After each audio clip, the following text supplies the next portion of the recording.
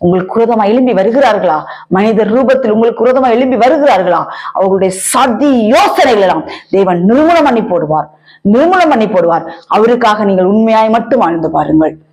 மனிதர்களுக்காக வாழாதிருங்கள், தேவனுக்காக உண்மையாய் வாழ்ந்து பாருங்கள். உங்கள் வாழ்க்கையிலுடைய மாற்றங்களை நீங்கள் பார்ப்பீர்கள்.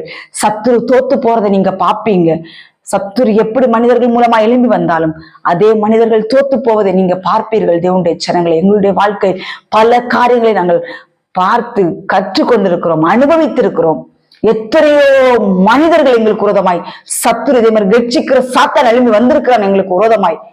எங்களுடைய ஊழியத்தை கெடுக்க முதலாவது எழும்பி வந்திருக்கிறான். எங்களுடைய ஆவிக்குரிய ஜீவத்தை கெடுத்து போடுறதற்காக எத்தனையோ பிசாசுகள் மனிதர்கள் மூலமாய் கட்சிக்கிற சிங்கங்கள், கரடிகள், பாம்புகள், வலுசற்பங்கள், தேள்கள் எழும்பி வந்திருக்கு. எல்லாவற்றையும் எங்கள் கால்களின் கீழே போட்டு நசுக்கி விட எங்களுடைய தேவன் எங்களுக்கு பலத்தை கொடுத்திருக்கிறார். ஆமென், ஸ்தோத்திரம். எதுவுமே எங்களை மேற்கொள்ளாதபடிக்கு நாங்கள் அதை மேற்கொண்டு ஜெயிக்க எங்களுக்கு தேவன் பலத்தை கொடுத்திருக்கிறார். கர்த்தருடைய நாமத்துக்கு மகிமை உண்டாவதாக.